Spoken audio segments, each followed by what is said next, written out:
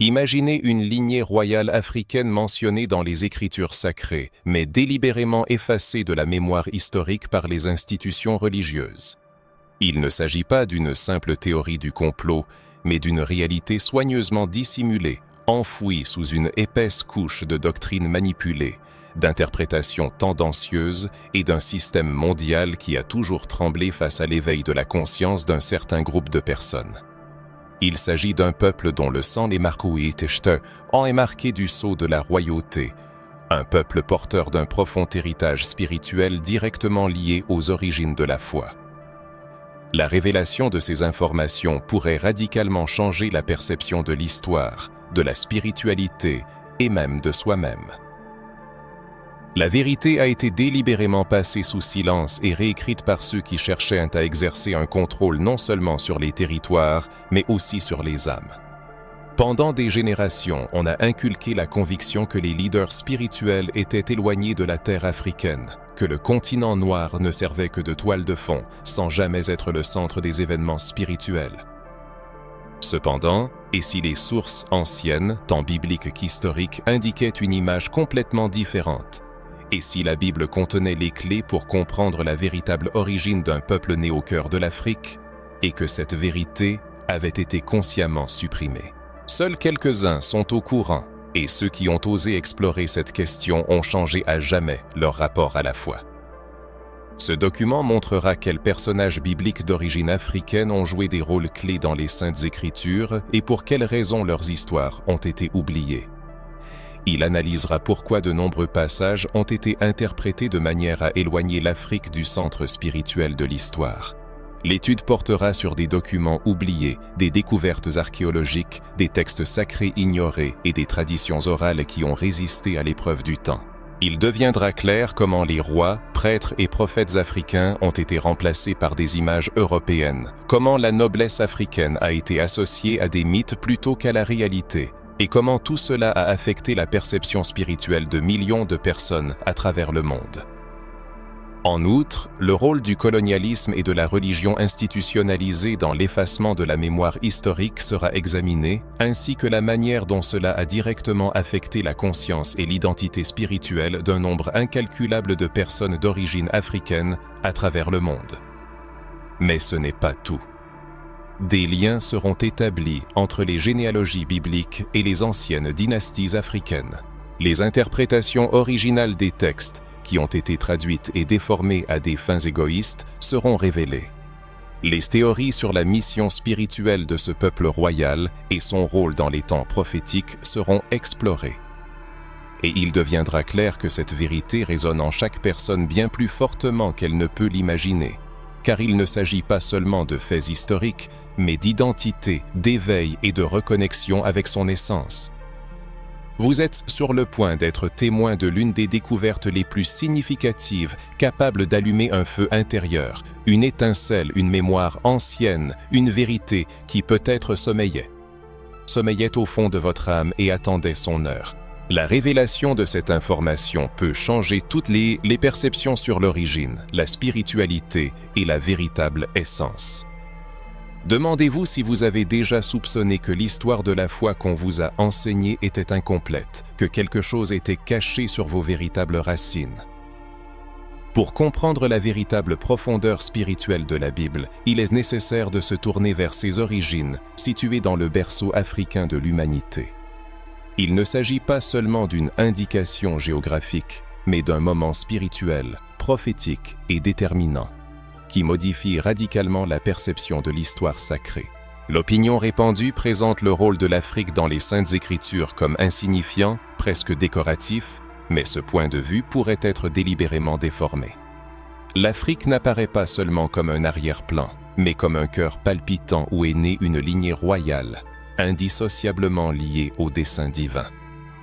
Le livre de la Genèse contient dès le début des indications directes sur les régions africaines. Le fleuve prenant sa source en Éden et se divisant en 4 bras, Pichon, Gihon, Tigre et Euphraté, mentionne la terre de Couche, c'est-à-dire l'Éthiopie. Cette référence n'est pas fortuite, comme si la Bible, dès ses premières pages, donnait la clé du fait que la terre africaine a toujours été liée aux plus profonds mystères de la création. Cependant, ces versets sont souvent perçus uniquement comme des informations géographiques, alors qu'une carte spirituelle se cache derrière ces noms, indiquant une grandeur oubliée. Cush, fils de Cham et petit-fils de Noé, a donné naissance à de puissants peuples africains, tels que les Égyptiens, les Éthiopiens et les Cananéens. Ses descendants ont hérité des connaissances ancestrales du monde antique, se trouvant sur le continent africain. La question se pose de savoir pourquoi cette information a perdu de son importance au fil du temps et est rarement mentionnée dans les sermons, les écoles bibliques et les séminaires de théologie. La réponse peut être inconfortable, car reconnaître l'importance de l'Afrique dans la formation de la foi chrétienne entraînerait une révision des doctrines établies, des conceptions eurocentriques et peut-être une perte de contrôle. Les pharaons égyptiens, souvent dépeints dans les récits bibliques comme des oppresseurs, faisaient également partie d'un système spirituel et symbolique lié aux cieux. Avant que l'Égypte ne soit associée à l'esclavage, elle était un centre de sagesse et de connaissances spirituelles. Moïse, le libérateur du peuple juif, y a été éduqué, a grandi dans le palais du pharaon, a appris la langue des prêtres et a eu accès aux mystères et à l'éducation spirituelle avancée de l'époque. Le libérateur a été formé par la civilisation africaine, ce qui change radicalement la perception de l'histoire. La reine de Saba, figure énigmatique qui a rendu visite à Salomon et l'a mise à l'épreuve avec des questions complexes, était également une reine africaine, probablement d'Éthiopie ou de l'ancien royaume de Saba. Selon la Bible, elle fut frappée par la sagesse de Salomon et apporta des trésors à Jérusalem. Les traditions éthiopiennes affirment qu'elle eut un fils de Salomon, Ménélik-Luya, qui fonda la dynastie salomonienne d'Éthiopie, ce qui signifierait la création d'une lignée royale judéo-africaine en dehors d'Israël. Ce lien entre la noblesse africaine et l'héritage spirituel se manifeste à travers diverses couches des textes sacrés, mais est souvent passé sous silence ou ignoré par les traditions occidentales. Dans les textes des Saintes Écritures, on peut trouver des exemples qui témoignent du rôle significatif des Africains dans les événements bibliques. En particulier, Simon de Cyrène, originaire de Libye, arrivé à Jérusalem pendant la célébration de la Pâque, a aidé Jésus à porter la croix jusqu'au Golgotha. Les croyants ont-ils déjà réfléchi au fait que le sang du Christ s'est mêlé à la sueur d'un Africain sur le chemin du lieu de la crucifixion? Ou par exemple l'eunuque éthiopien, haut fonctionnaire de la reine Candace, représenté dans les Actes des Apôtres, étudiait assidûment les prophéties d'Isaïe. Philippe, sur instruction divine, fut envoyé vers lui pour lui expliquer les Écritures. Après les enseignements de Philippe, l'eunuque accepta le baptême, devenant l'un des premiers chrétiens. Ce fait indique que la nouvelle du Christ a atteint l'Afrique avant de se propager dans la majeure partie de l'Europe. Ce n'est pas un hasard, mais une régularité témoignant d'une mission spéciale du continent africain. Il est désormais évident que non seulement des noms et des épisodes isolés ont été délibérément effacés de l'histoire, mais aussi des pans entiers de l'héritage spirituel. L'exclusion de l'Afrique du centre du récit biblique a conduit à une représentation déformée de son rôle en tant que berceau de la civilisation et gardienne d'une lignée spirituelle à signification prophétique. Cette distorsion n'était pas accidentelle, mais faisait partie d'une stratégie de domination spirituelle. La connaissance de ses racines spirituelles donne de la force à un peuple, et un peuple fort est difficile à manipuler. La déformation de l'image des personnages bibliques, l'attribution de la grandeur à d'autres cultures et la séparation du peuple africain de son héritage sacré visaient à affaiblir sa force spirituelle. Cependant, la vérité fait progressivement surface, tel un puissant courant qu'il est impossible d'arrêter. Les lecteurs contemporains font partie d'un mouvement de redécouverte, de restauration et de reconnexion avec un héritage perdu. Comprendre que la Bible n'est pas un livre européen, mais une collection spirituelle aux profondes racines africaines, change la perception de la foi et de la prière. L'identité est le fondement de la spiritualité et sans elle, la foi devient vulnérable. La question se pose, le lecteur n'a-t-il jamais eu le sentiment que quelque chose était tu dans l'exposé généralement accepté de l'histoire biblique? N'a-t-il jamais ressenti un déracinement par rapport à une foi qui, semblait-il, ne le reconnaissait pas comme faisant partie d'elle? En étudiant attentivement les Saintes Écritures, sans le parti pris imposé par la théologie occidentale, la présence constante et significative des peuples africains devient évidente. Ils n'apparaissent pas comme des personnages secondaires, mais comme des participants actifs à l'histoire sacrée. Les Éthiopiens, les Couchites, les Égyptiens et d'autres peuples d'Afrique du Nord et de l'Est ont joué un rôle important dans la préservation de l'héritage spirituel. La présence africaine dans la Bible n'est pas accidentelle, elle est essentielle. Dans les textes sacrés de l'Écriture, on peut découvrir un lien profond entre la royauté noire et la spiritualité des peuples africains, mais ce fait reste souvent dans l'ombre. Une question légitime se pose: pourquoi ces liens, que l'on retrouve dans les archives historiques et les traditions, restent-ils inaperçus? La réponse réside dans la dissimulation délibérée de cette vérité perpétrée au fil des siècles. Les interprétations théologiques eurocentriques, la colonisation spirituelle et la marginalisation systématique des voix noires au sein et en dehors de l'Église sont devenues les instruments de ce projet. Les élites religieuses et universitaires européennes ont longtemps détenu le monopole de l'interprétation des textes bibliques, ce qui a conduit à une réinterprétation de la Bible à travers un prisme favorisant une vision eurocentrique de l'histoire du salut. En conséquence, les personnages bibliques noirs ont été blanchis dans les représentations, réduits à des rôles secondaires ou tout simplement ignorés dans les concepts théologiques. Les peuples africains, autrefois vénérés, ont été spiritualisés ou relégués au second plan, et les liens entre l'Afrique et le peuple de Dieu ont été délibérément rompus. La diabolisation de la spiritualité africaine, autrefois réputée pour sa profondeur et son lien avec les éléments divins, a été particulièrement tragique. Cette réinterprétation du récit biblique est allée de pair avec la colonisation. Les empires européens, en envahissant les territoires africains, ont apporté non seulement des armes, mais aussi des bibles, des dogmes et des doctrines destinées à justifier leur domination. Ils affirmaient apporter la lumière de la foi à un peuple sans âme, réprimant une spiritualité qui existait depuis des millénaires, une foi vivante liée au ciel, à la terre, à l'esprit et aux ancêtres. La colonisation religieuse a détruit des autels, brûlé des manuscrits et remplacé les symboles sacrés africains par des images européennes. L'histoire de la foi a été réécrite pour placer l'homme blanc au centre de tout, y compris le rôle de sauveur.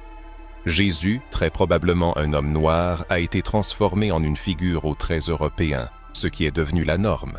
Cette stratégie visait à séparer des peuples entiers de leur identité divine, forçant les personnes noires à croire que le divin ne leur ressemblait pas. Les manipulations ont également pénétré le milieu universitaire. Les théologiens africains qui osaient interpréter la Bible à partir de leur propre expérience étaient réduits au silence et discrédités. Leurs œuvres n'étaient pas traduites et leurs idées étaient qualifiées d'hérésie.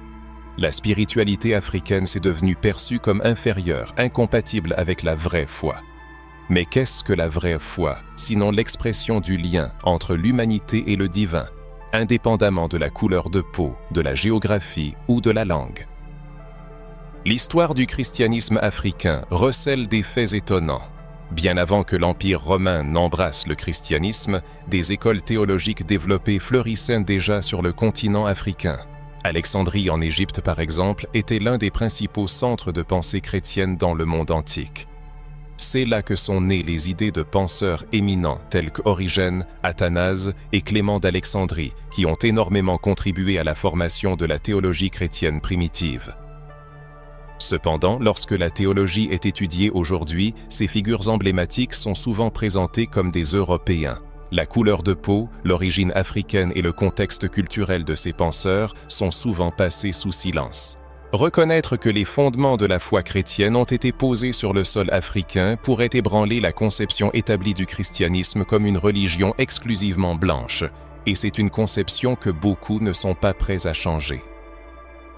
Malheureusement, ce silence sur la contribution africaine au christianisme n'est pas resté dans le passé. Il se poursuit encore aujourd'hui. Les théologiens noirs qui cherchent à retrouver les racines africaines de la foi sont toujours confrontés à la marginalisation. Les leaders spirituels qui parlent des origines africaines du christianisme et de la Bible dans un même contexte sont souvent perçus avec suspicion. Dans la plupart des programmes d'études théologiques, la contribution africaine à la foi chrétienne est insuffisamment traitée et la spiritualité noire est souvent considérée comme alternative, exotique, voire dangereuse. Mais qu'est-ce que c'est réellement? C'est une spiritualité profonde, vivante et entièrement conformée aux principes de la parole de Dieu. Imaginez l'impact de ce silence sur des générations de croyantes noires. Imaginez ce que c'est que de grandir dans une église où tous les saints sont blancs, où les hymnes louent des terres lointaines mais ne mentionnent jamais la terre sur laquelle vous vivez, où votre héritage est ignoré, votre histoire rejetée et votre image associée au péché, à l'esclavage et à l'erreur. Comment, dans de telles conditions, construire une identité spirituelle saine dans une foi qui ne reconnaît pas votre singularité? C'est l'effet du silence qui vous convainc que vous n'avez pas votre place dans le récit sacré. Mais la vérité est que votre place y a toujours été, elle était simplement cachée. Et maintenant, il est temps de restaurer la justice historique. Il est temps de lever les voiles, de se souvenir des noms oubliés, de ramener de l'oubli les visages effacés et de réécrire, ou plutôt de restaurer la véritable histoire de la foi, où la dignité royale noire n'est pas une exception, mais un fondement. Et chaque personne fait partie de cette restauration, non pas seulement un auditeur de l'histoire, mais une personne spirituellement éveillée, se reconnectant avec une lignée qui pulse en elle. Et c'est la plus grande preuve que le silence n'a pas gagné. Il a essayé, mais n'a pas pu, car la vérité, même réduite au silence pendant un temps, trouvera toujours un moyen de se manifester. Avez-vous déjà eu le sentiment que quelque chose n'allait pas dans la façon dont la foi était présentée? Avez-vous déjà ressenti que votre propre identité était effacée dans l'Église, même si cela n'était pas dit directement? Il est peut-être temps de déclarer « Je n'accepte plus une foi sans visage » ou « Je me reconnecte à mes racines spirituelles ». Si ce message résonne en vous et que vous ressentez le besoin de récupérer ce qui vous a été enlevé. Héritage renié. Révéler la vérité sur la contribution spirituelle africaine. La prise de conscience de la manière dont la censure religieuse a déformé l'histoire et délibérément occulté l'héritage spirituel africain exige de nous que nous rétablissions une image complète de la vérité. Dans cette quête, nous ne nous appuyons pas sur des interprétations subjectives, mais sur des preuves concrètes et irréfutables. Les découvertes archéologiques, les manuscrits anciens et les textes sacrés, tant canoniques qu'apocryphes, témoignent d'une présence africaine réelle, active et sacrée dans les récits bibliques. Ce qui a été tu dans les mots a été aussi caché sous les couches de la terre, mais refait surface aujourd'hui. Tournons-nous vers les manuscrits. Pendant des siècles, de nombreux textes anciens ont été conservés par des communautés qui rejetaient l'imposition du christianisme institutionnel européen. Un exemple notable était la collection d'écrits précieusement gardés par l'Église orthodoxe éthiopienne, l'une des plus anciennes églises chrétiennes du monde. Cette église possède non seulement sa propre version de la Bible, plus complète que le canon occidental, mais elle conserve également des textes rejetés ou supprimés lors du processus de canonisation initié par Rome. Ces textes révèlent des histoires, des généalogies et des événements concernant directement la noblesse africaine, sa spiritualité, sa sagesse et son rôle dans le plan divin. Parmi ces textes, le livre d'Enoch se distingue, un témoignage puissant confirmant la participation africaine à la formation de la foi. Enoch, l'arrière-grand-père de Noé, est présenté comme un homme juste qui marchait avec Dieu et fut enlevé par lui au ciel. Il est à noter que la version complète du livre d'Enoch n'a été conservée qu'en Éthiopie, en langue gaise, la langue liturgique de la tradition éthiopienne. Ce fait souligne que tandis que l'Occident cachait ou détruisait les textes sacrés, le peuple africain les a préservés. Ce n'est pas seulement un fait historique, mais une révélation spirituelle, témoignant d'une mission de garde du savoir sacré. Le livre d'Enoch révèle l'essence du contrôle spirituel, racontant les anges déchus, la guerre spirituelle invisible, le savoir caché et la distorsion de la race humaine, des thèmes exclus de la Bible traditionnelle. Un peuple qui a conservé une telle sagesse pendant des millénaires mérite sans aucun doute d'être reconnu pour sa responsabilité spirituelle et son autorité sacrée, mais il est souvent injustement considéré comme païen. Les découvertes archéologiques jouent également un rôle important. Les découvertes des dernières décennies confirment la présence de figures africaines non seulement à la périphérie, mais au cœur même de la vie religieuse de l'ancien Proche-Orient. Fresques, tombes, sculptures et objets de rituel montrent des visages, des corps et des traits qu'il est impossible de qualifier d'européens. Ces représentations de personnes noires aux traits africains, représentant des rois, des prêtres, des mères et des enfants, définissent l'iconographie imposée par les églises occidentales. Un exemple frappant est celui des plus anciennes représentations de Marie et Jésus. Avant la diffusion de l'influence européenne, les premières représentations de Marie avec l'enfant Jésus étaient noires. Les célèbres Vierges noires, vénérées pendant des siècles à travers l'Europe, sont un témoignage silencieux d'une reconnaissance autrefois répandue de la spiritualité noire, de l'image divine noire et du corps noir comme expression du sacré. Cependant, tout cela a été systématiquement remplacé par des versions blanches idéalisées. Malgré les preuves physiques, historiques et iconographiques évidentes, le processus d'effacement se poursuit. Les témoignages historiques confirment la connexion du continent africain avec les événements bibliques. Les chroniques éthiopiennes, par exemple, enregistrent méticuleusement une généalogie remontant à l'union légendaire du roi Salomon et de la reine de Saba. Le Kebra Nagast, un texte sacré vénéré en Éthiopie, raconte l'histoire de Ménélik Lié, fils de Salomon, qui, ayant reçu une éducation sage, retourna en Éthiopie, emportant avec lui l'Arche d'Alliance. Malgré le scepticisme des théologiens occidentaux, ce texte est vénéré depuis des siècles par des millions de croyants. Il est à noter que le Kebra Nagast ne contredit pas les Saintes Écritures, mais les complète plutôt, offrant une perspective alternative qui a longtemps été passée sous silence. Une question légitime se pose. Pourquoi ces témoignages sont-ils ignorés par les cercles religieux traditionnels? Pourquoi tout ce qui vient d'Afrique est-il automatiquement mis en doute, discrédité et rejeté comme du folklore ou de l'hérésie? Qu'y a-t-il derrière le rejet de l'idée que Dieu ait pu choisir la terre africaine pour réaliser une partie de son plan? Peut-être la raison ne réside-t-elle pas dans la peur du mensonge, mais dans la peur de la vérité. Car reconnaître que l'Afrique a conservé des aspects de la révélation que l'Occident l'a supprimé change radicalement la vision du monde, révise le rôle des porteurs de vérité, redistribue les clés de l'interprétation et le pouvoir spirituel, et redonne aux Africains leur place méritée dans le plan divin. Les preuves, textes, images et enregistrements sont tous en libre accès. Une partie est conservée dans des musées, une autre dans des bibliothèques secrètes, et une troisième est librement diffusée sur Internet, attendant que des esprits curieux veuillent les étudier. Une nouvelle génération, posant les bonnes questions et refusant d'accepter les versions officielles comme vérité absolue, découvre de plus en plus de ces témoignages. La question se pose naturellement. Si tout cela est vrai, pourquoi la Bible ne fait-elle pas clairement mention de cette race royale africaine?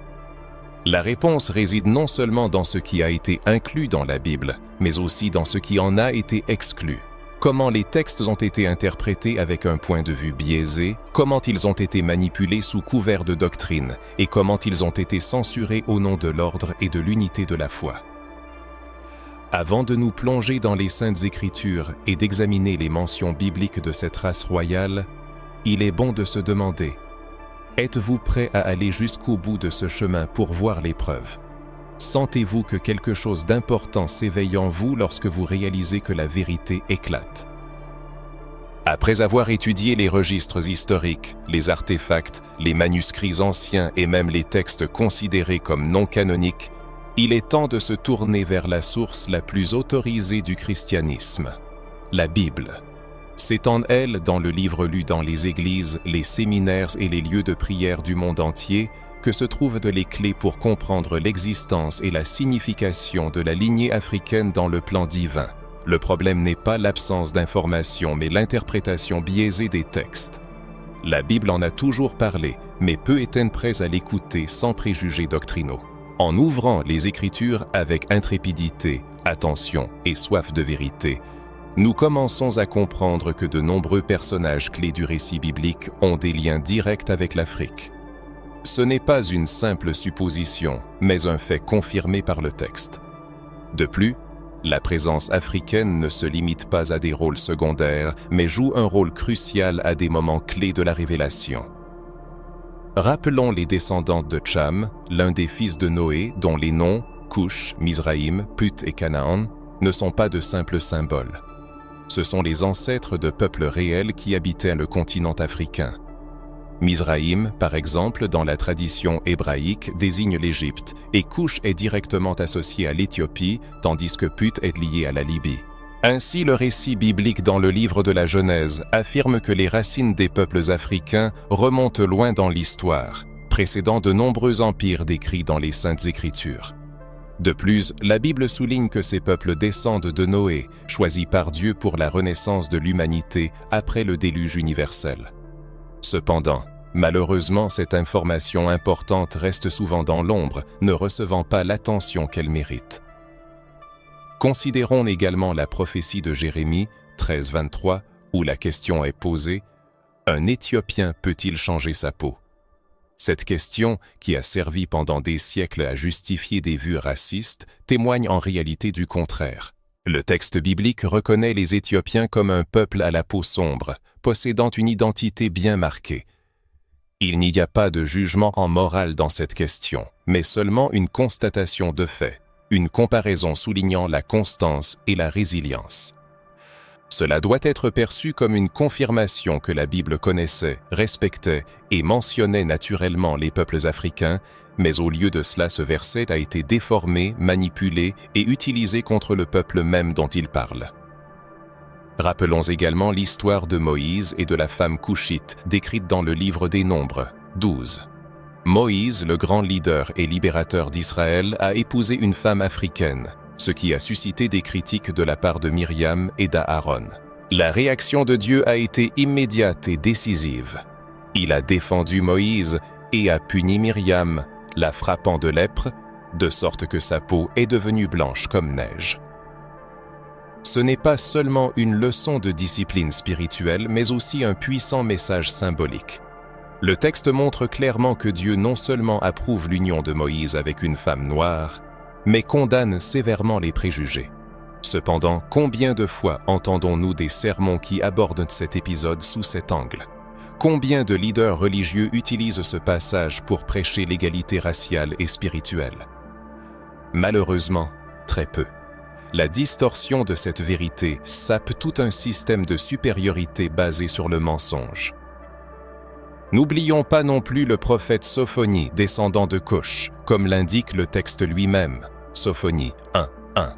Cela signifie que l'un des prophètes, dont les paroles ont servi de source d'inspiration pendant des générations, un homme par qui Dieu a annoncé le jugement et la restauration, avait des racines africaines.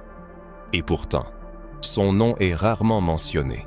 Son origine est ignorée dans les cercles universitaires et sa lignée est passée sous silence dans les chaires d'église. Reconnaître que Dieu a utilisé des prophètes africains contredit l'idée fausse d'un caractère exclusivement occidental de la révélation divine. De plus, dans le livre des Actes des Apôtres, chapitre 8, nous trouvons l'histoire de l'eunuque éthiopien, un haut fonctionnaire à la cour de la reine d'Éthiopie, qui lisait le livre du prophète Isaïe voyageant dans son char. Cherchant à comprendre le sens de la prophétie, il rencontra Philippe envoyé par Dieu. Après l'explication des Écritures, l'eunuque fut baptisé. Cet événement est d'une grande importance, confirmant l'acceptation d'un Africain dans la communauté chrétienne dès les premiers jours de l'Église. Le premier converti en dehors de Jérusalem, dont la Bible parle si clairement, est un Africain noir, un homme qui croyait sincèrement en Dieu.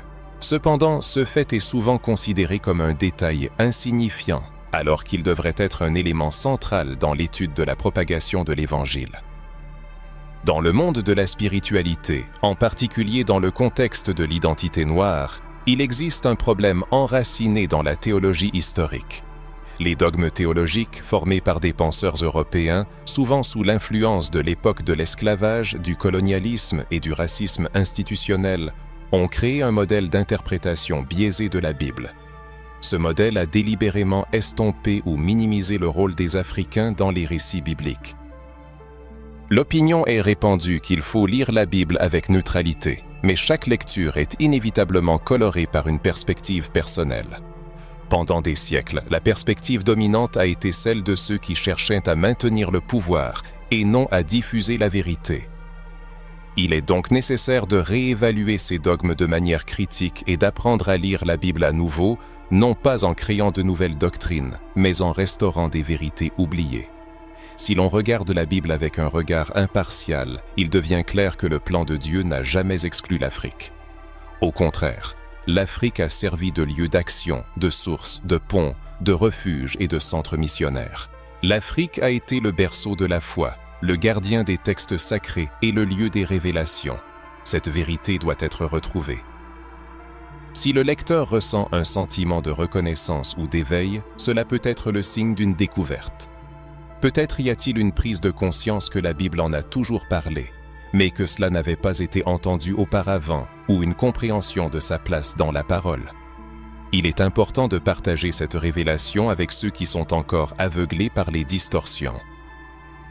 En poursuivant l'étude de la Bible, il est nécessaire de rejeter les préjugés imposés par des siècles de théologie qui ont cherché à cacher, à taire et à déformer la vérité.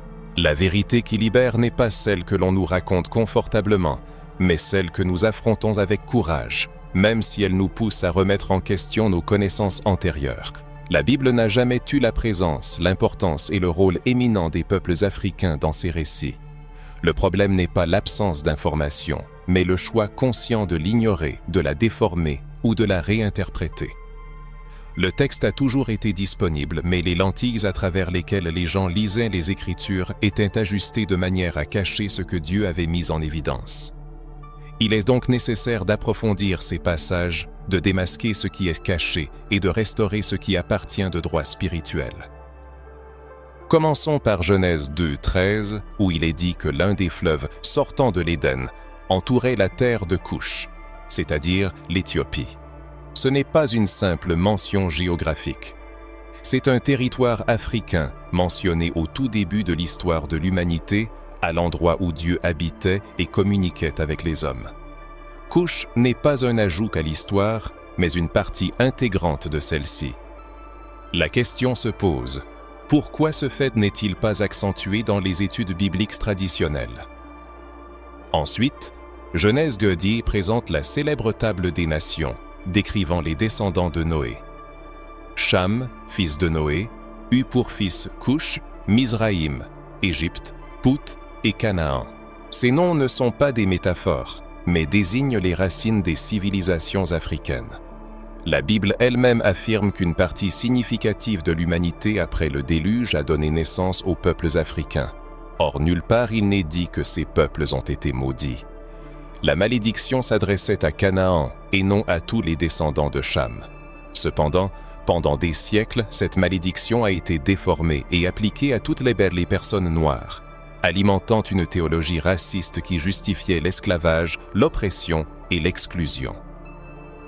En plongeant dans les profondeurs des Saintes Écritures, on ne peut manquer de remarquer toute une pléiade de personnages africains dont les histoires, malheureusement, restent souvent dans l'ombre. Prenons par exemple l'épisode du 3e livre des rois, 10, qui raconte la visite de la reine de Saba au roi Salomon. Cette rencontre dépasse largement le simple protocole diplomatique. La Bible témoigne que cette éminente souveraine africaine, à la tête d'un royaume puissant, est arrivée accompagnée d'une imposante suite, chargée de trésors, et a soumis à Salomon une série de questions complexes. Ce fait témoigne de son esprit vif, de son courage et de sa soif insatiable de connaissances spirituelles. Salomon, à son tour, non seulement lui a rendu les honneurs qui lui étaient dus, mais a été profondément impressionné par sa sagesse. La tradition éthiopienne raconte que le fruit de cette union fut Ménélik Rayé, fondateur de la dynastie salomonienne en Éthiopie, ce qui explique la profonde influence judéo-chrétienne dans ce pays qui a perduré jusqu'à nos jours. Et bien que cette version des événements ne soit pas directement reflétée dans la Bible canonique, Elle est étayée par une tradition séculaire, des documents historiques et une profonde vénération du peuple éthiopien. Un autre épisode, souvent négligé, se trouve dans le livre du prophète Jérémie, 38:7-13. Nous y rencontrons Ebed-Mélec, un Éthiopien serviteur à la cour du roi Sédexias. Ebed-Mélec a fait preuve d'un courage extraordinaire en intercédant en faveur du prophète Jérémie lorsqu'il fut jeté dans une citerne. Risquant sa propre vie, cet Africain vint en aide au prophète juif. Dieu, voyant son noble acte, répondit. Dans Jérémie 39:15-18, le Seigneur s'adresse à Ebed-Mélec par un message spécial. « Je te délivrerai en ce jour-là, dit l'Éternel. » C'est un cas très rare où un personnage est honoré d'une promesse directe de salut. Et ce personnage était un Africain. Mais combien de fois entend-on un sermon sur Ebed-Mélec lors du service dominical? Et que dire de l'histoire de Joseph, vendu comme esclave et emmené en Égypte? Toute sa vie, pleine d'événements dramatiques et de sauvetages miraculeux, se déroule sur le sol africain. Là, il devient un dirigeant influent, interprète les rêves et sauve son peuple de la famine. La grâce de Dieu l'a accompagné en Égypte. Et quand Jacob part à la recherche de son fils, c'est en Égypte qu'il trouve son dernier refuge. Même Jésus lui-même, dans son enfance, a trouvé refuge en Égypte. L'évangile de Matthieu 2:15 raconte que Dieu a ordonné à Joseph de fuir avec Marie et l'enfant en Égypte pour échapper aux persécutions d'Hérode. Ainsi, le lieu choisi par Dieu pour préserver la vie du Sauveur du monde était un pays africain. Mais pourquoi ces témoignages éclatants et convaincants, contenus dans la Bible, sont-ils si souvent ignorés ou présentés comme des détails insignifiants? La raison réside dans une construction théologique délibérée qui, pendant des siècles, a visé à effacer les traces de l'influence africaine. Ce processus a commencé par des manipulations des textes eux-mêmes, la sélection des livres canoniques, des traductions biaisées, l'utilisation du latin comme langue sacrée pendant de nombreuses années. Tout cela faisait partie d'une stratégie visant à centraliser le pouvoir religieux en Europe et à aliéner les peuples africains de leur propre héritage spirituel. Au fur et à mesure que les Saintes Écritures étaient traduites dans différentes langues, les noms étaient adaptés, les couleurs neutralisées et les mentions de l'Afrique étaient spiritualisées au point de perdre tout lien avec la réalité. L'image de Jésus fut européanisée. Les apôtres dans les peintures commencèrent à prendre des traits européens. La foi fut revêtue d'une esthétique occidentale. Et progressivement, le peuple africain fut exclu d'une histoire dont il avait toujours fait partie. Il est nécessaire de briser ces dogmes établis. Et il faut commencer par le courage de lire la Bible avec d'autres yeux, les yeux de ceux qui cherchent la vérité et non la commodité, les yeux de ceux qui cherchent à se reconnecter à leur identité spirituelle. La reconnaissance de la présence africaine dans les textes bibliques devient la clé d'une véritable identité. Lorsqu'une personne réalise que les Koushites, les Éthiopiens, les Égyptiens, les Libyens, les Nubiens et de nombreux autres peuples africains occupent une place importante dans le récit biblique, elle commence à se voir reflétée dans les pages des Saintes Écritures. Il se produit un changement radical. D'observateur extérieur, elle devient un héritier à part entière. Le sentiment d'exclusion cède la place à un sentiment d'appartenance, car la foi transformatrice naît de la conscience de sa propre signification aux yeux du Créateur. Dieu n'a jamais rejeté, ce sont les systèmes et la religion institutionnalisée qui l'ont fait, mais le Créateur a initialement inscrit chacun dans l'histoire de l'humanité. Cependant, la reconnaissance de la trace africaine dans la Bible ne suffit pas. Il ne suffit pas de découvrir les confirmations historiques et archéologiques de ce lien, d'identifier les noms oubliés. Il est nécessaire de regarder en face la question la plus inconfortable. Pourquoi cette vérité évidente sur la noblesse africaine dans les Écritures a-t-elle été si obstinément supprimée? Quels sont les motifs derrière cet effacement systématique? Il s'agit d'une suppression spirituelle, utilisée comme un instrument pour établir la domination. L'histoire témoigne que la religion a souvent servi non seulement de refuge spirituel, mais aussi de puissant instrument de pouvoir. Les dirigeants de toutes sortes ont réalisé que le contrôle de la foi était bien plus efficace que l'usage de la force. L'épée ne provoque que la peur, tandis que la foi façonne la conscience. En soumettant la conscience, on peut obtenir une obéissance volontaire, évitant ainsi la nécessité d'un combat physique. C'est précisément ce qui s'est passé lorsque les mentions de la noblesse africaine ont été effacées des Écritures et de la mémoire collective. Une construction spirituelle a été créée, plaçant un groupe de personnes au centre de l'attention divine et reléguant les autres peuples à la périphérie. Mais si les Africains avaient su pendant des siècles que dans la Bible ils apparaissent comme des rois, des prophètes, des gardiens de l'Alliance, des défenseurs de la foi et des participants directs au plan de Dieu. Si chaque personne noire avait grandi avec la conscience que Jésus a trouvé refuge en terre africaine, que Moïse a épousé une Africaine, qu'il y avait des prophètes africains, que l'Arche de l'Alliance était conservée en Éthiopie, et que le premier converti au christianisme était un Africain, qu'est-ce que cela aurait engendré? La force, l'identité, la fierté spirituelle et une conscience inébranlable. C'est pourquoi cette vérité devait être cachée, car un peuple conscient de son héritage spirituel ne s'inclinerait pas devant les oppresseurs. Ainsi, l'effacement délibéré de la noblesse africaine de l'histoire n'était pas une erreur accidentelle ou une omission regrettable. C'était une stratégie délibérée visant à affaiblir spirituellement des nations entières. Cette stratégie a été mise en œuvre à différents niveaux. Dans l'iconographie, où les images noires ont été remplacées par des blanches.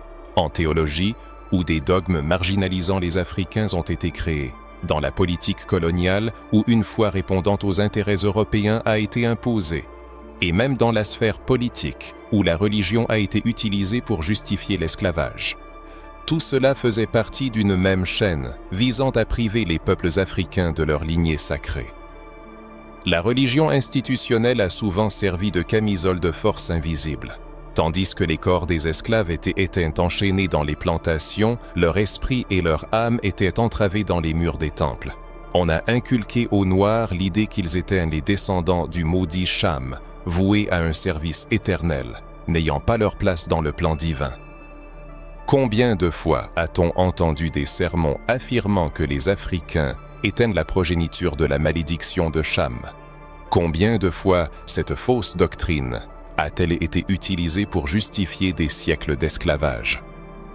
Ce dogme n'est pas né des Saintes Écritures, mais a été le résultat de manipulations et de distorsions destinées à renforcer la domination. Dans les textes bibliques, il n'y a pas un mot disant que tous les descendants de Cham ont été maudits. Et pourtant, cette interprétation pervertie a été répétée maintes et maintes fois, jusqu'à devenir une vérité incontestable pour des millions de personnes.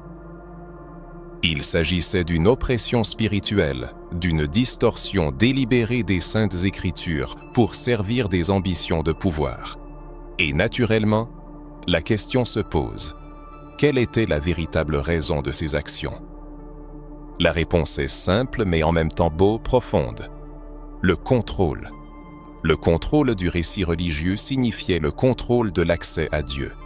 C'était la création d'une hiérarchie rigide dans laquelle seuls quelques élus pouvaient se considérer créés à l'image et à la ressemblance du Créateur, tandis que les autres étaient réduits au rang de serviteurs.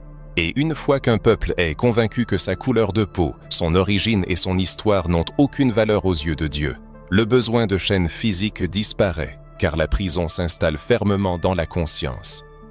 Et c'est cette prison invisible que la vérité est appelée à briser. Mais réfléchissons. Si des efforts aussi considérables ont été déployés pour effacer, cacher et déformer certains faits, cela ne témoigne-t-il pas que cette vérité représente une menace sérieuse pour ceux qui sont au pouvoir? Si elle n'avait aucune valeur, ne l'aurait-on pas ignorée? Le fait même de sa suppression indique son immense pouvoir, que sa révélation pourrait entraîner des conséquences imprévisibles. Et ici, il est important de réfléchir à des questions plus profondes. Et si l'origine royale africaine jouait un rôle prophétique dans les derniers temps, et si tout ce qui est caché n'était pas seulement lié au passé, mais aussi à l'avenir, et si l'éveil de cette conscience faisait partie du plan divin pour les derniers jours, un signe de restauration, un appel au peuple à reprendre sa véritable place devant le monde et devant le trône. Cette pensée n'est pas seulement intrigante, elle a un pouvoir transformateur. Car si les Saintes Écritures disent que tout ce qui a été perdu sera restauré, il est inévitable que cette vérité, tôt ou tard, voie le jour. Et quand cela arrivera, rien ne pourra l'arrêter. Ce qui a été silencieux pendant des siècles criera. Ce qui a été effacé sera réécrit, non pas dans des livres créés par la main de l'homme, mais dans le cœur de chaque personne éveillée. Et c'est peut-être pourquoi les auditeurs écoutent ce message. Parce que quelque chose à l'intérieur leur dit qu'il y a un appel spécial, une voix qui résonne au-delà de l'histoire acceptée, une voix qui affirme que vous n'êtes pas le fruit d'une malédiction, mais un descendant de roi, un héritier de la promesse, un participant à la prophétie. Il est important de méditer profondément sur cela, de laisser cette idée pénétrer l'âme, car la prochaine étape consiste à explorer ce lien prophétique et sa relation possible avec les événements contemporains. L'humanité se trouve actuellement au seuil de découverte capitale, où les événements historiques s'entremêlent avec d'anciennes prophéties et où les mystères du passé éclairent dans le présent. Il ne s'agit pas simplement de personnages bibliques peu connus ou de textes oubliés, mais d'un grand dessein couvrant des siècles et des générations qui résonne aujourd'hui comme un appel pressant. Et si la suppression de la noblesse africaine n'était pas seulement une tentative de déformer l'histoire, mais aussi un effort pour retarder ou même empêcher une révélation prophétique préparée par le Tout-Puissant pour les temps à venir. On discerne ici un lien évident entre les tribus perdues d'Israël, la mission spirituelle de la royauté africaine et les écrits prophétiques annonçant la restauration de toutes choses. Les textes sacrés racontent l'histoire des tribus d'Israël dispersées à travers le monde après la captivité et la division du royaume. Ces tribus furent éparpillées parmi diverses nations, leur identité s'estompant progressivement et elles furent livrées à l'oubli. Cependant, la promesse de restauration n'a jamais été annulée. Les prophètes ont prédit qu'au dernier jour, il y aurait un rassemblement et une réunion du peuple de Dieu des quatre coins de la terre. Le livre d'Isaïe 11:12 déclare sans équivoque « Il lèvera un étendard pour les nations. Il rassemblera les exilés d'Israël et réunira les dispersés de Juda des quatre extrémités de la terre. » Cela signifie que l'identité spirituelle du peuple élu ne sera pas perdue à jamais, mais renaîtra au moment prédestiné. Il est à noter que de nombreux chercheurs admettent la possibilité d'un mélange de certaines de ces tribus avec des peuples africains. La diaspora juive ne se limitait pas à l'Europe et au Moyen-Orient. Il existe des preuves historiques d'anciennes communautés juives en Éthiopie, en Égypte, au Soudan et même dans les régions intérieures de l'Afrique. Le peuple Beta Israël en Éthiopie, connu pour ses anciennes traditions juives, est considéré par beaucoup comme un descendant direct de la tribu de Dan. Ce n'est pas une coïncidence, mais l'accomplissement d'une prophétie. Tandis que le monde percevait l'Afrique comme un continent dépourvu de signification spirituelle, le Tout-Puissant y préservait des fragments des tribus perdues, protégeant leur identité, sauvegardant leur foi et maintenant la promesse vivifiante. Une question légitime se pose, et si la royauté africaine faisait partie de ces mêmes tribus que le Seigneur avait promis de restaurer? Et si ce qui, pendant des siècles, a été considéré comme une malédiction était en réalité l'une des plus grandes bénédictions cachées de l'histoire? Et si les descendants de cette lignée étaient appelés à accomplir une mission spéciale dans les derniers jours, non seulement en résistant, mais aussi en guidant spirituellement le monde vers l'accomplissement des prophéties? Une étude attentive du livre d'Isaïe révèle des passages qui résonnent avec cette réalité. Au chapitre 18, par exemple, se trouve une prophétie adressée à un peuple grand et à la peau lisse, redoutable de près comme de loin, une nation puissante qui domine les eaux. De nombreux chercheurs pensent que ce texte fait directement référence à l'Éthiopie. N'est-il pas étonnant qu'un prophète israélite ait laissé des mots spécifiques sur un peuple africain dans un livre aussi significatif? Ce n'est pas une simple référence historique, mais un signe prophétique, comme si le Tout-Puissant disait « Je ne vous ai pas oublié, un rôle spécial vous est réservé à la fin des temps. » La vision de Jean dans l'Apocalypse révèle une multitude innombrable de personnes, rassemblées de toutes nations, tribus, peuples et langues, se tenant devant le trône de l'agneau. Dans cette image majestueuse, l'Afrique n'est pas un personnage secondaire, mais l'un des acteurs principaux. Le texte sacré ne spécifie pas de couleur de peau, d'appartenance ethnique ou de localisation géographique particulière, mais souligne la diversité universelle de l'humanité, qui a trouvé sa restauration et sa reconnaissance finale. En d'autres termes, tout ce qui a été délibérément effacé des pages de l'histoire sera restauré dans sa plénitude devant le trône divin. Les distorsions et les silences appartiendront à jamais au passé. La noblesse africaine apparaîtra dans toute sa grandeur, couronnée d'honneur et remplie d'une haute destinée. En méditant sur les signes qui marquent notre époque, on ne peut ignorer un phénomène étroitement lié à cette mission globale: la croissance généralisée du mouvement de renaissance de l'identité africaine dans la foi chrétienne. Des leaders spirituels noirs montent sur le devant de la scène, proclamant la vérité sans crainte. Des informations se répandent, révélant des faits cachés depuis des siècles. Tout cela pourrait faire partie d'un grand mécanisme prophétique qui se déroule sous nos yeux. Nous sommes témoins de l'accomplissement de la prophétie d'Isaïe, dans laquelle les nations oubliées se lèvent comme des étendards pour toutes les nations. Il convient de se demander: est-ce un hasard si ce message vous parvient maintenant?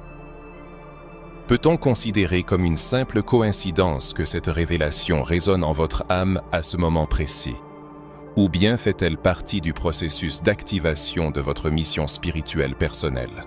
Si les prophéties parlent de restauration, si les Écritures sacrées racontent le rassemblement, si les textes anciens prédisent la réunion, alors il est impossible de nier l'évidence. La noblesse africaine a un rôle spécial à jouer dans les derniers jours. Ce n'est pas un rôle de honte et d'humiliation, mais de gloire et de grandeur. Un rôle non pas de soumission et d'obéissance, mais de leadership et d'inspiration. Un rôle non pas d'oubli et d'obscurité, mais de lumière et d'illumination. Êtes-vous prêt à relever ce défi? Êtes-vous prêt à vous considérer comme une partie intégrante de cette ancienne prophétie? Car la prophétie n'est pas un texte lointain, écrit il y a des millénaires. Elle est vivante et active, elle se réalise à chaque génération. Et peut-être votre éveil en ce moment même est la preuve convaincante que les paroles d'Isaïe et de Jean prennent corps sous nos yeux. Permettez-moi de poursuivre. Nous approchons du moment où tout ce que nous avons jusqu'à présent considéré comme de l'histoire, des découvertes archéologiques, des textes anciens ou des prédictions prophétiques, cesse d'être quelque chose d'abstrait et commence à vous concerner directement, vous, votre vie, votre perception de vous-même devant le miroir et devant le Tout-Puissant. En effet, il n'y a aucun sens à découvrir l'existence d'une noblesse africaine si cette découverte ne transforme pas votre compréhension de votre propre identité. À quoi bon savoir que la Bible mentionne des peuples africains, que des leaders bibliques avaient des racines africaines, que les traditions éthiopiennes ont précieusement conservé des secrets sacrés, si vous continuez à vivre comme si cette histoire ne vous concernait pas? Il est temps de réaliser que ce n'est pas un simple objet de curiosité abstraite, mais un appel personnel qui vous est adressé. Il s'agit de vous, de votre âme, de votre estime de soi spirituelle, de votre héritage divin et du but unique que vous portez en vous. Pendant de longs siècles, la même tactique a été employée. Insinuer que l'individu n'avait aucune valeur, qu'il n'avait pas sa place dans le grand dessein, qu'il ne faisait pas partie de quelque chose de plus grand. Des nations entières ont été conditionnées à penser qu'elles n'étaient que des créatures rejetées, destinées à végéter à la périphérie de la vraie foi, capables d'approcher la puissance supérieure uniquement en tant que serviteurs, et jamais en tant qu'héritiers. Et quand cette doctrine mensongère est transmise de génération en génération, elle crée un fardeau psychologique colossal, privant les gens de leur estime de soi spirituelle et les poussant à croire que la couleur de leur peau ou leur lieu de naissance est une marque de rejet. Cependant, la véritable vérité est que personne n'a jamais été exclu du grand plan. Depuis les temps bibliques de l'Éden, l'époque de Noé, d'Abraham, de Moïse, de Salomon, d'Isaïe, et jusqu'aux prophéties de l'Apocalypse, chacun a toujours été présent dans l'histoire. Mais ces connaissances ont été délibérément effacées pour masquer la véritable essence.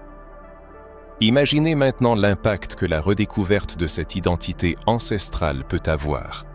Quelle force procure la conscience de se voir reflétée dans les Saintes Écritures? Une prière prononcée avec la conscience que les ancêtres spirituels étaient des rois, des prophètes, des gardiens de la foi et des leaders reconnus par la puissance suprême peut absolument tout changer.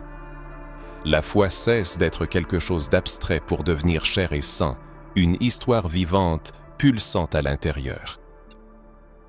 Et quand cela se produit, l'individu cesse de marcher la tête baissée. Au contraire, il la relève fièrement. Non par vanité, mais par la conscience d'être porteur d'un héritage divin.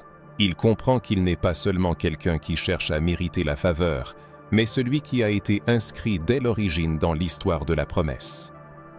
Cette prise de conscience transforme non seulement la vie spirituelle, mais aussi la vie psychologique.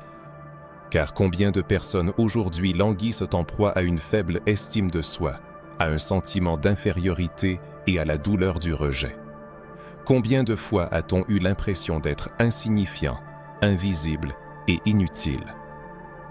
Et si tout cela avait été engendré par ce même mensonge qui a privé de mémoire historique? Si la spiritualité européenne, dominante pendant des siècles, a été utilisée comme un instrument pour convaincre de sa propre insignifiance, alors le retour aux vraies racines devient un acte de libération, et cette libération commence dans l'esprit et dans l'âme. Les leaders spirituels africains contemporains en parlent activement. Ils déclarent ouvertement que la guérison d'un peuple commence par la restauration de son identité. Selon eux, tant que les Africains croiront que leur histoire commence avec l'esclavage, ils ne pourront jamais atteindre la pleine liberté. Mais quand ils réalisent que leur histoire est enracinée dans la Bible, que leur lignée est liée aux rois et aux prophètes, que la couleur de leur peau est un symbole de bénédiction et non de malédiction, alors un changement radical se produit. Ce changement n'est pas seulement collectif, il doit se produire à l'intérieur de chaque individu. Et c'est peut-être pourquoi ce message a atteint sa cible, car il est temps de se regarder sous un nouveau jour. Peut-être que la puissance supérieure appelle à se lever et à déclarer « Je ne consens plus », à vivre comme si je n'avais pas d'héritage. Je suis un héritier, je fais partie de la promesse. Je suis un descendant de la lignée royale. Et quels que soient les dieux, les siècles de silence qu'on est tenté d'imposer, la voix d'en haut résonne toujours plus fort que toute suppression. L'acquisition de sa propre identité devient un acte de renaissance spirituelle, semblable à un retour aux sources après une longue période de suppression. Cette redécouverte engendre la conscience d'un but car la compréhension de sa propre essence conduit inévitablement à la conscience de sa destinée. Depuis des temps immémoriaux, des forces hostiles ont cherché à priver le peuple africain de son identité, comprenant que sans elle, il est impossible de trouver un but. Cependant, la restauration de l'identité éveille des forces endormies et ouvre la voie à l'accomplissement de sa mission unique. Peut-être que cette mission consiste à porter le flambeau de la vérité, à partager cette révélation avec d'autres et à être un témoignage vivant que Dieu n'a jamais oublié l'Afrique et de son peuple. Il convient de réfléchir profondément à cette question et de méditer sur la façon dont la vie changerait si chaque Africain se considérait comme un descendant de grands rois. Comment le langage, les actions, les rêves et les relations avec Dieu seraient-ils transformés? Que se passerait-il si, au lieu de la honte de son origine, naissait une fierté illimitée pour son identité? Peut-être que cette prise de conscience est nécessaire pour la pleine réalisation de la mission spirituelle de chacun. En s'engageant sur la voie de l'application pratique de ces connaissances dans la vie quotidienne, dans les prières, la lecture de la Bible et la perception de soi devant Dieu, il est important de se souvenir des racines historiques, des témoignages textuels, des liens prophétiques, ainsi que de l'impact psychologique et spirituel de la redécouverte de sa véritable essence. Cependant, quel est le sens de cette révélation si elle ne conduit pas à une transformation? Comment donc retrouver son identité, renouer avec ses racines spirituelles et faire renaître une spiritualité africaine christocentrique, forte, libératrice et capable de résister à tout mensonge?